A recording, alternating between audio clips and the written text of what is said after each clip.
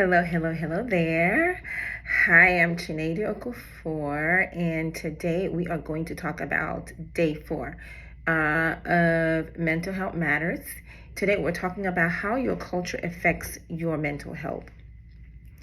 Really, mental health is a cultural thing as well. We don't always talk about it, but truth be told, our experience of mental health has a lot to do with our culture, our values and beliefs as we get older. We are exposed to so many cultural teachings and norms that really shape the who we are.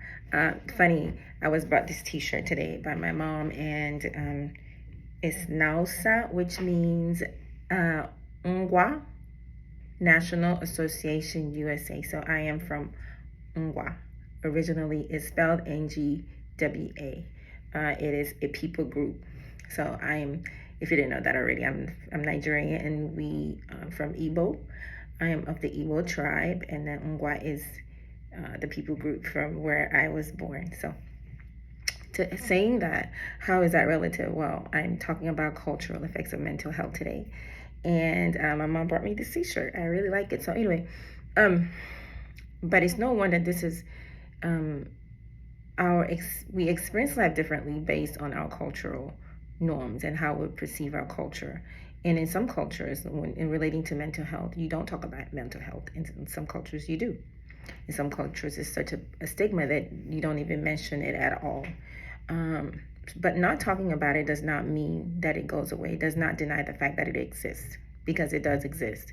However, I want to say that the most important thing is that we realize that mental health is there, is that we understand that there are cultural ways of experiencing it. That's why when we assess a client, we need to do a culturally sensitive assessment, meaning, yes, even though they are presenting this way, but you have to take in light of their cultural background in order for really get a true assessment of where they're coming from.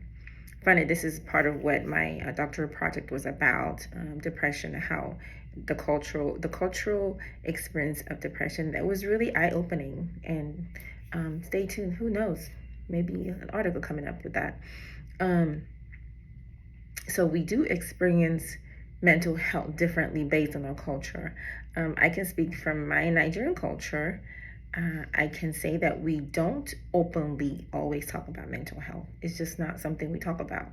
And so that may be bad, but then also, I can also say that some of the cultural norms, behavior, things that I've been taught, my experiences have also helped to positively shape my mental health. Typically in my culture, we are taught to be strong, to be resilient, to work hard, to persevere. And those things are good qualities. And it has helped me as a person, personal growth.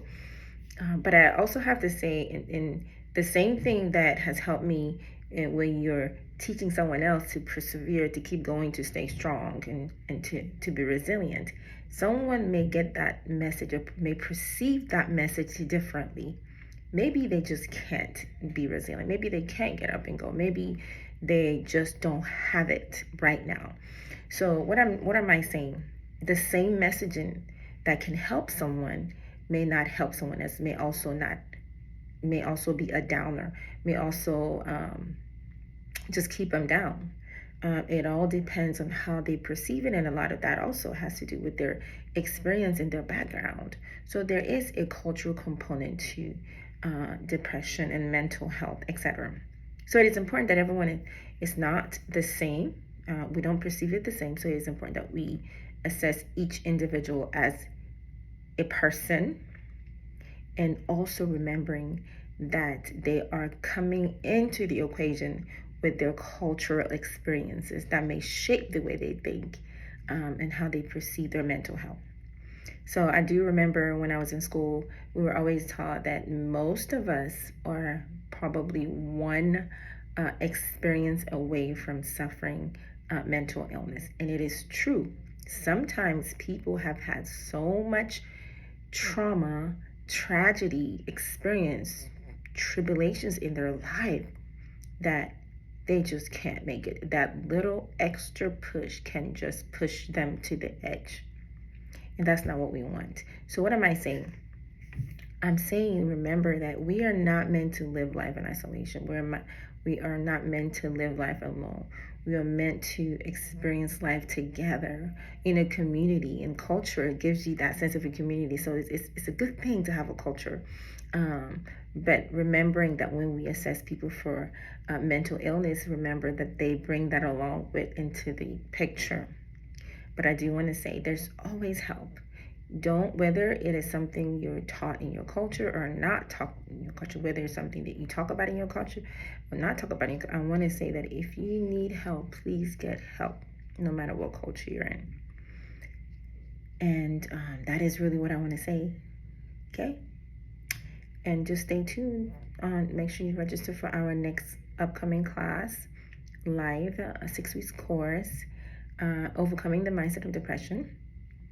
And be sure to register, and hope to see you. If you feel like this is something that you need, go ahead and just register, and and I'll see you hopefully. Okay, till next time. Bye.